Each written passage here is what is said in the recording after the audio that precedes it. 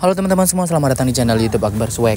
Nama Elia Miron ini lagi viral-viralnya banget di sosial media, teman-teman. Banyak banget yang nge-stitch video-video Abang Elia ini gitu. Nah, abangnya ini tuh viral gara-gara setelah diundang di podcastnya Dr. Richard Lee yang membahas tentang yang permasalahan yang sudah kita tahu lah, teman-teman ya. Nah, di sini ya video kali ini si Elia ini, Abang Elia ini meminta reformasi Al-Quran, teman-teman, kepada Kementerian Agama. Nah, ada beberapa surah yang dikutip langsung dari Injil untuk membenarkan tafsiran umat Islam. Nah, langsung nih di-stitch oleh para warganet gara-gara pernyataan abang tersebut ya. Gara-gara pernyataan Abang Elia ini. Nah, video Abang Elia yang meminta reformasi tersebut juga udah dihapusnya gitu dari akun TikToknya. Kalau kenapa dihapus? Padahal kan udah rame gitu. Padahal kalau udah diupload ya sama aja dihapus juga udah dilihat orang gitu, udah rame juga yang nge-stitch-nya.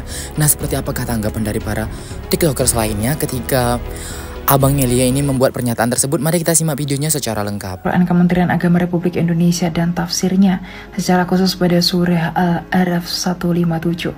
Saya menemukan ayat-ayat Injil yang diambil sedemikian rupa untuk mendukung asumsi teologis berkaitan dengan Oke, halo ya, nggak perlu sampai ke Kemenak, biar kami saja yang menjawabnya bagaimana. Jadi apa katanya? Asumsi teologis, berarti untuk mendukung asumsi teologis ya. Sejatinya kami tidak mengambil ayat-ayat Anda hanya untuk mendukung asumsi teologis kami, tapi kami mengambil ayat-ayat Anda karena kami baik. Kami bantu menyadarkan Anda untuk membangkitkan kembali otak Anda untuk aktif kembali untuk segera membangun konsepsi sesuai logik siapakah Tuhan sebenarnya. Karena logikanya jika saya sekarang mengatakan diri saya adalah Tuhan dan saya telah disembah, maka Anda akan aktif otak Anda saat itu akan memikirkan apa nih si bego ini ngaku-ngaku sebagai Tuhan. Namun setelah adanya sejarah di mana manusia dituhankan, Anda percaya.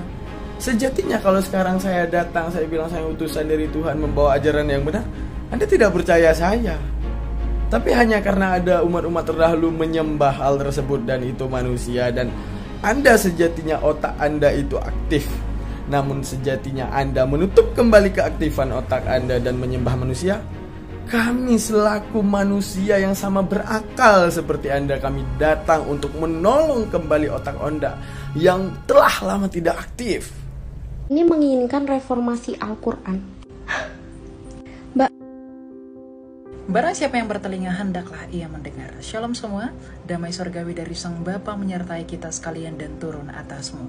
Wanita muda dan cantik ini merupakan salah satu wanita yang salah memahami berkaitan dengan surat terbuka saya kepada Kementerian Agama mengenai ayat-ayat Injil yang digunakan di dalam tafsir keyakinan agama tertentu, di mana beliau menyimpulkan bahwa saya meminta Kementerian Agama untuk mereformasi kitab suci mereka.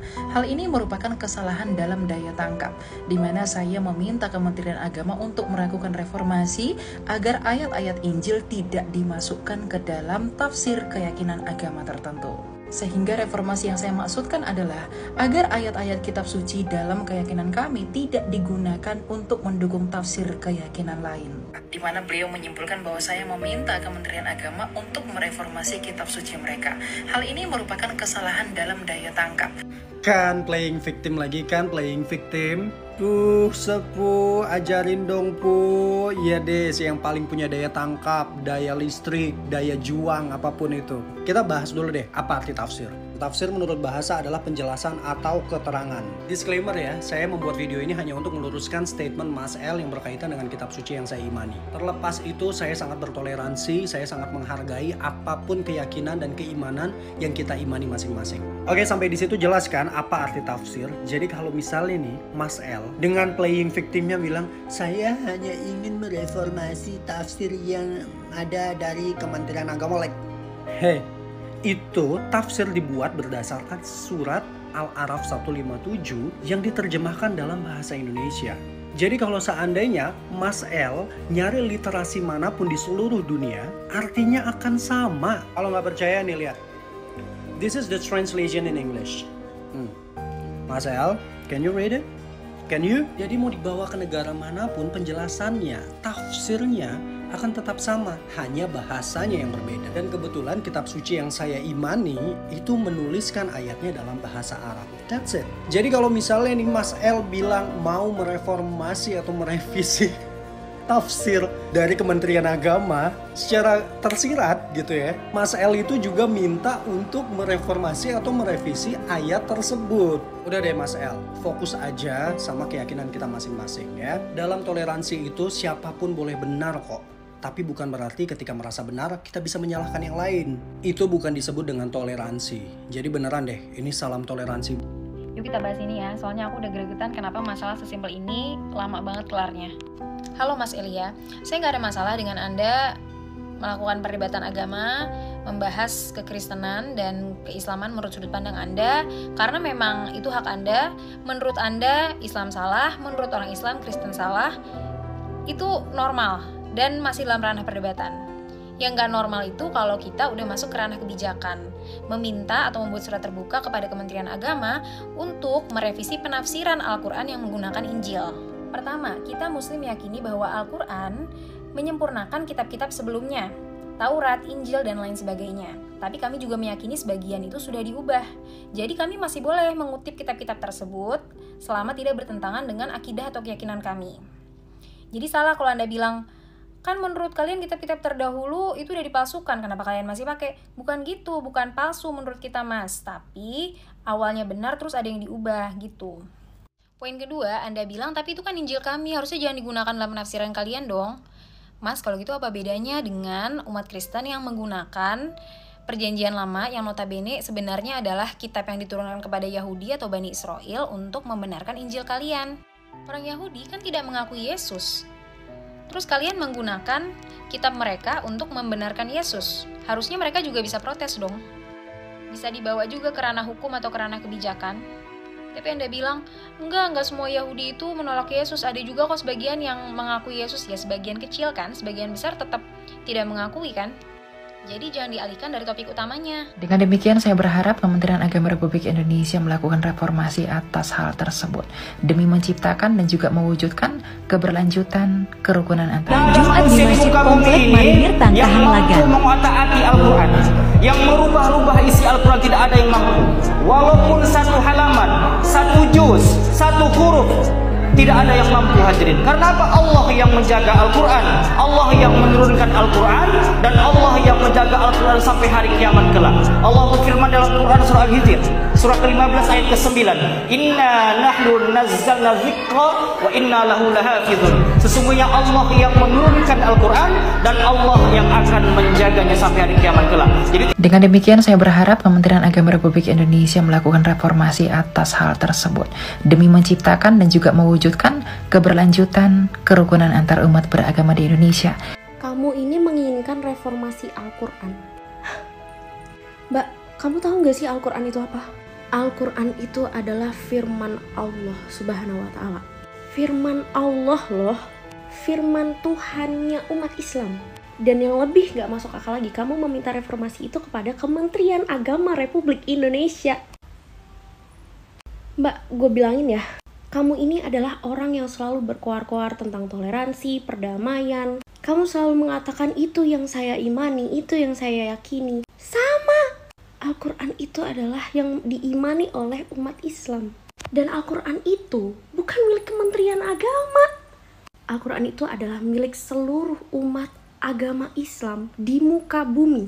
Dan kamu minta reformasi ayat Al-Quran kepada Kementerian Agama Republik Indonesia. Mbak, kenapa sih nggak ngurusin agama kamu sendiri aja? Kenapa harus nyentuh-nyentuh agama orang lain? Kamu nih lama-lama blunder, tau gak sih? Nih aku kasih tahu lagi ya, Injil dan Taurat itu di Islam ada. Kita, umat Islam mengimani juga adanya kitab suci sebelum adanya Al-Quran. Kitab suci itu dibawa oleh nabi-nabi sebelum Nabi Muhammad. Setelah itu, dari Zabur, Taurat, Injil, terus dibelokkan oleh kaum-kaum Bani Israel. Makanya itu ada Nabi Muhammad untuk membenarkan adanya Al-Quran, untuk membenarkan sekaligus menutup kitab-kitab suci. Makanya kenapa Injil dan Taurat itu ada di dalam Al-Quran. Kalau kamu tidak mengimani adanya Nabi setelah Nabi Isa, itu iman kamu. Jangan otak-atik iman orang lain. Apalagi minta reformasi kitab agama lain kepada Kementerian Agama. Mbak, yang kamu minta reformasi itu adalah firman Tuhan. Kemanapun kamu pergi, kalau kamu nyari Al-Quran ya, ke pelosok dunia manapun, Al-Qurannya tetap bakal sama, gak pernah berubah. Al-Quran itu tidak pernah direvisi. Dan kamu berani-beraninya minta reformasi ayat suci Al-Quran. Kami umat Muslim tidak pernah meminta reformasi Alkitab kamu. Yang merevisi Alkitab kamu sendiri adalah umat kamu. Jadi kenapa kamu harus ngotak-ngatik kitab Al-Quran? Kenapa? Kamu bicara toleransi adalah membiarkan. Ya sudah, bahas ranahmu sendiri. Kamu bahas perdamaian, kamu bicara seperti ini, meminta reformasi kitab suci orang lain. Nah, itu tadi ya teman-teman beberapa pendapat dari para tiktokers mengenai Mas Elia ini meminta kepada Kementerian Agama untuk merevisi atau reformasi Al-Quran teman-temannya, gara-gara mengutip yang disebutkannya tadi.